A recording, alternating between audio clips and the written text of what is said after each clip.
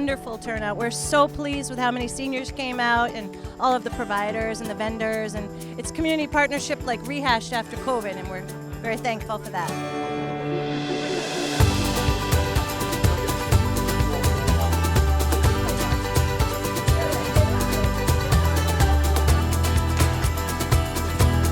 I'm so thankful for the Bridgewater COA and all of our COAs throughout the county right now.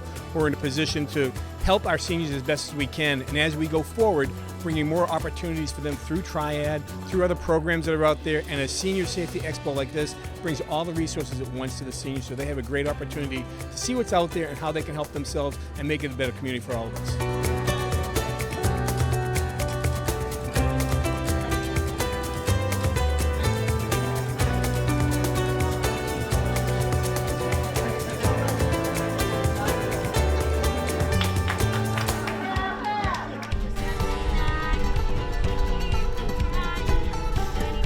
They can always call the office at 508-697-0929, or we're putting together little goodie bags of all of the resources for everybody. So there's a lot of homebound seniors, and there's still seniors living at home that are not comfortable coming in public for the virus, or they're just a little more sad than they admit to.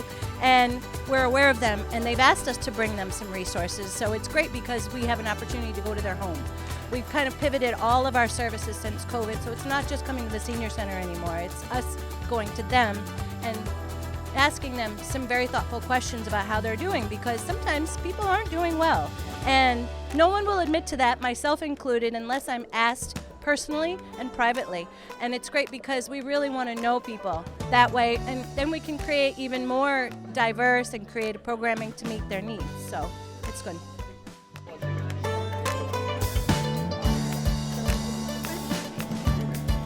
You can always reach us and go online at PlymouthDA.com. You can see all the things that we're doing out in front of the preventative measure. And it's great to get out there for seniors or for children, whatever the issue may be.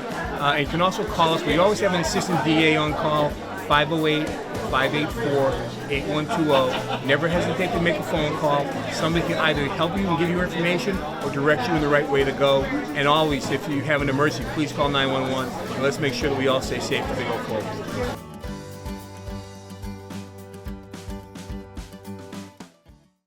Since the last time I was here. If you don't know me, I'm Sergeant Steve Kingsley. I've been on the police department here for 23 years. And I've been doing canine since 2005. I actually took over for the Chief Del Monte, who had canine Gorby, and he was the so he was the last canine handler before me. So, Chief Del Monte brought the canine program back. Back in the early 70s, Officer John McGinn was the first canine handler here in Bridgewater. He had canine Sire from 1972 to 1979-ish. Once canine Sire retired, we went without the program for about 17 years, and it wasn't until Chief Del Monte was a patrolman, brought the program back to life with canine Gorby. He went over to West Germany, grabbed the dog. Gorby was 3 years old when he brought him over here, and he worked for about 10 years. He was about 13 years old when he passed away. We went through some financial hardships at that point in time, and we didn't have a program for about a year. Russell Cook, if people remember Russell Cook, he owned a couple buildings down on Spring Street. Right now it's right where the flower shop is, the old Julio's Cafe. And Russell passed away of asbestosis, and one of his, he left a lot of money, and he donated a lot of money to the town, the Bridgewater Police Department, the Fire Department, the Lions Club, and a bunch of other Elder Affairs. You guys, he donated a lot of money, and one thing he wanted was defibrillators in the cruisers, and he outfitted all the defibrillators in all our cruisers, and that's how we got those. And then we also went to the board and we asked him if they considered, because he wanted the money to go to life-saving equipment. We asked him if he would consider a canine life-saving equipment. We asked the board, and they agreed, and they knew that Russell would approve of that. So we got Canine Dunny back in 2005, October 2005, and it was my first dog. I got the privilege to take over for Chief Del Monte, although I had big shoes to fill. So I worked K9 Dunny for about 10 or 11 years. He enjoyed a couple years of retirement. He was a dual trained dog, patrol and drugs, and he passed away about 2 weeks shy of being 13 years old. He had a stroke. Then we got K9 Poppy. Luckily, having a chief as a former K9 handler is a big relief off my shoulders, because I don't have to explain really too much to him, because he knows everything about the program. So he had the foresight to actually purchase K9 Poppy prior to K9 Dunny retiring. And the reason why he did that was because when K9 Gorby was getting ready to retire, we didn't have the funds, and we ended up going out with the program for about a year. So I actually ran 2 dogs for a while, which was probably 3 hardest years of my career and personal life. My wife and my daughter put up with a lot because they didn't get along. So we were rotating dogs around in the house, playing musical dogs. So K9 Poppy, he just passed away September of this year. He was 9.5 years old. He was also dual trained, patrol and drugs. And right before Poppy passed away, about a year or so before he passed away, the chief wanted to expand the program. So we were fortunate enough to put on Officer Chris Rondo here. He has K9 Ito, and for the first time ever in the Bridgewater Police Department, we were running 2 dogs. K9 Ito is trained in patrol and also gun work, so he can smell all the gun odors, from harpies to cleaning agents to gunpowder and everything that makes up the bullets. So he's been very successful. He's been on the road. Ito's 3 right now. He just got out of gun school probably about 8 months ago, and he's already located 2 firearms and several rounds of ammunition. So he's been very successful out on the road already. Chris is doing a great job, and he's put in a lot of time, and his family's sacrificed a lot, and he's doing a great job. So we have K9 Ito here today, and then when K9 Poppy passed away, I thought I got promoted in January, the end of January. I just made sergeant. Congratulations. Thank you. They were scraping the bottom of the barrel, but they promoted me anyway. So I really thought that my career was over as far as being a K9 handler. We weren't the town was in good hands. We weren't going to go without with Chris and K9 Ito, and luckily I knew that the chief couldn't send me to a full-time academy with a brand new dog. It was 4 months long to train these dogs in patrol work, and there's no way that it would be fiscally responsible to allow me to do that. But there was an opportunity through the Stanton Grant Foundation that there was a dog that was available in upstate New York that was already on the road, already trained. It's K9 McKee, that's who I have right now. He's 5.5 years old. He was already a patrol dog for 3.5 years up in upstate New York, in the village of Malone, New York, which is 20 minutes north of Lake Placid, out in the middle of nowhere. Wow. And he was already on the road. He was very successful. He's dual trained in drugs and patrol work. The K9 handler ended up retiring early. So where he's so young, they tried to pass it along to another officer, but the dog didn't really take to him too well. I can't blame the dog. He's been with his handler for 3.5 years. All of a sudden, a brand new guy comes in. So, plus, he had young kids, and he realized it was a lot of work. So, he felt bad that the dog was just a kennel dog living in the kennel at his house and taking him to work here and there, but not using him. So, once again, the chief had the foresight to think outside the box, and he asked me if I'd be willing to give it a try, and I agreed. I thought it was a good thing for the department, also a good thing for me, my family healing, losing K9 Poppy unexpectedly, actually. that wasn't expected that he was going to pass away. He had bloat, his stomach flipped on him. He had emergency surgery. We thought we caught it quick enough, and unfortunately he didn't recover from surgery. We had to put him down within 2 hours of him having a 5-hour surgery. So we have K9 McKee here. We're getting to know each other. We've been together for, we just started our 4th month together. So, you know, he's starting to take a liking to me. Not so much the family. The hardest part is all our dogs live in the house with us. You know, K9, you know, he has a regular dog, a personal dog too, German Shepherd, and they get along, they play with each other. He's got 2 young kids and his wife, and he gets along really well with them, and they run around the house and play together. All my dogs have lived in the house. They slept in my bed. My wife slept in the crate. And you know, my daughter's only. I've been on the K9 unit before my daughter was even born, so that's all she knows. So this dog is he's in the house, but he's separate from the family right now. You know, we're building a bond and we're building some trust between each other. And I don't trust him around my family right now, but it's getting better day by day. So hopefully, my goal was before Christmas to send the guy a Christmas card with all of us together in the house. That's not going to happen, but maybe next year. So, but yeah, but it's more difficult for my daughter because all she wants to do is hang out with this dog, and he doesn't want any part of it right now. Well, as long as you're not going to be in the crate, right? Yeah, exactly. Well, you never know. You never know.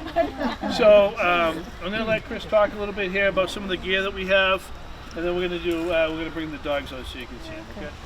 Thank you.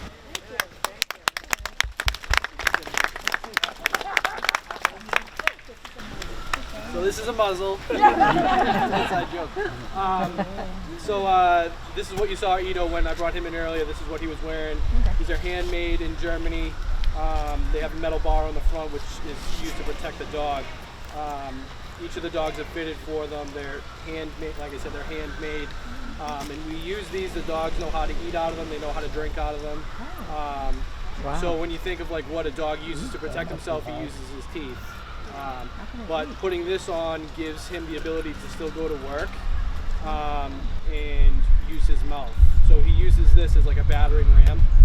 So if there's a scenario where we need to deploy the dog, but we can't deploy him to make an apprehension, which means he bites somebody, we use the muzzle.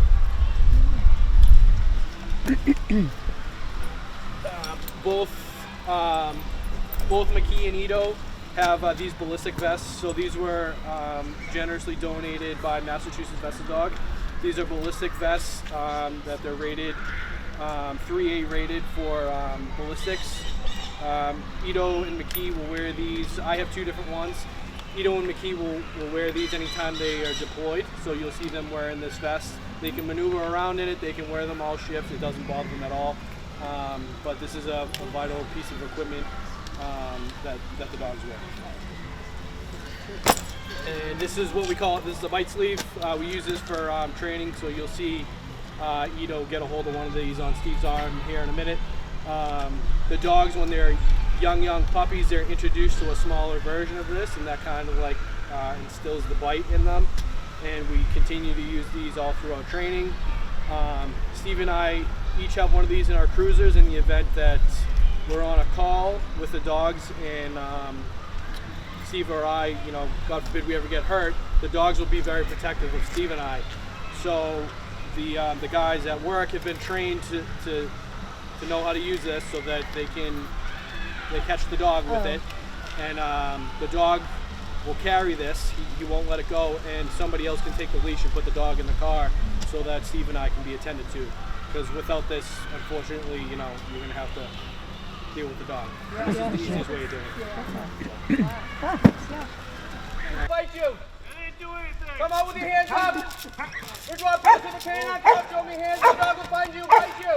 Come out with your hands up, back up. I didn't do Let me anything. see those hands. I was just going to Come on, walk out towards me, bad guy. Come on, walk out towards me. Put your hands over here. Walk out towards me. Walk out towards me, bad guy. I like those hands. Walk out towards me.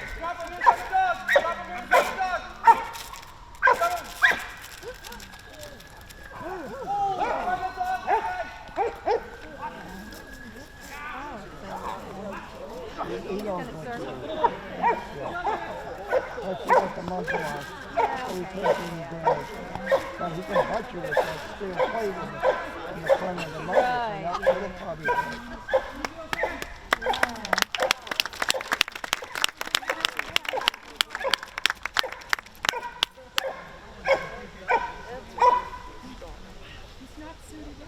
I know. Remember when That was like just to show the muzzle hit. yeah. Yeah, that was to show what they can do with just the muzzle. Yeah, it was scary. That's why you don't want to be the bad guy. That's when you hear, I release the canine. Right? What a beautiful dog.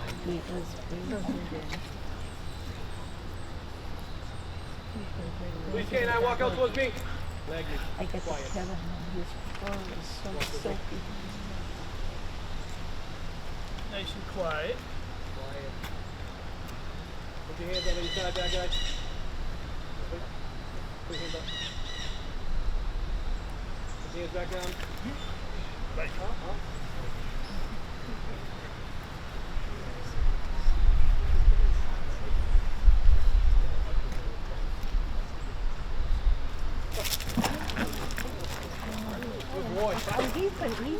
So the drill that we're doing is we're teaching the dog the obedience when he's you know. So we want him to lay down, be quiet. Once he's quiet, then we allow him to take the bite. You notice his legs wrapped around my legs. That's a dominant behavior. He owns me. Boy. And he's got a full mouth bite. We don't want the dog to bite shallow. The front teeth, we want the whole entire mouth in there because that's the strongest part of the dog's more pressure. Okay. Do you want him to run with it? Or you want to just take him off? I got a little bit. Okay. Yeah, no, I'll take him off. No. So what we do is a controlled lift. Yeah, buddy. You want to let go?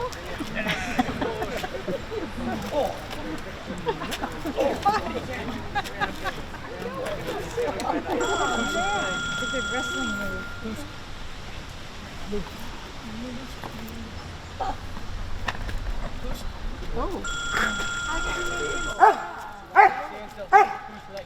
So the controlled lift is, we end up sending the dog on a real guy, a real person. What usually happens is once the dog apprehends the person, all the officers that are backing us up, it's a big pig pile. So we train our dogs to bite and hold. He will not release unless we tell him to release.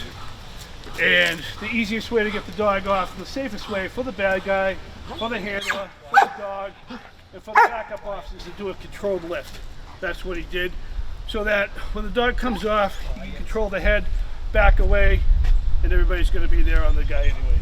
So if you do a verbal out, which he will do a verbal out, the problem is that if the bad guy moves, then he's going to readjust. Now we have to explain why we bit him twice, and the report gets longer. Captain doesn't like that.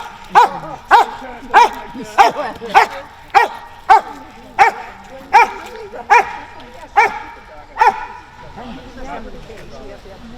Yeah, drop it. Quiet.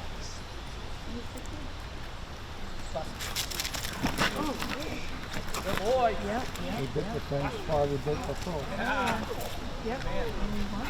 He's got a full bite. Boy.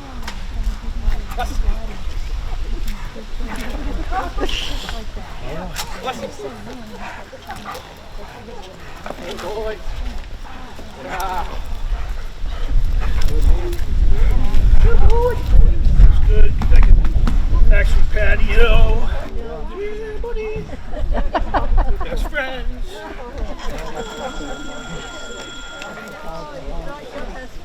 Yeah, right. Good boy, let's go. Good boy, let's go. Yeah, let's go. I got my guy.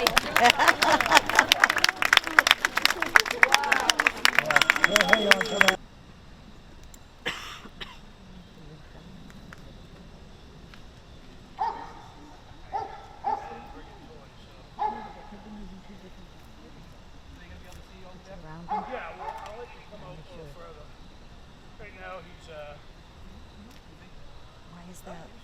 Fine, I thought he was just holding looking it at the down. crowd. Wait.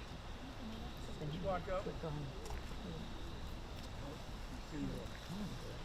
Did I miss a lot of that? Look at that guy.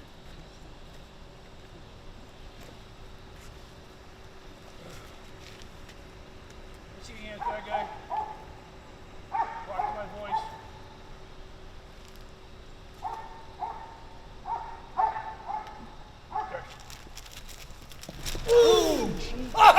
Fight the dog. Yeah, buddy. It really taken that one. Good? Yep. Walk him down. Good. He's got a nice full mouth bite. He's got the leg wrap. He will not come off unless either take him off or give him verbal warnings. Yeah, buddy. Ooh! So what I'm doing right now is I'm waiting for the dog to punch in. Ooh!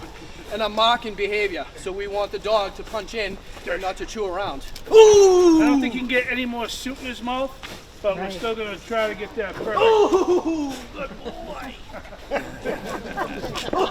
Spin around. There. Ooh! Yeah, buddy. Ooh! They're probably all bruised, huh? Yeah. Yeah, well, I want him to tie her up so you don't blame me. Whoa! Yeah, buddy. He's got the dump. Ooh! What you might clip on him again. 5 clips on him. Ooh!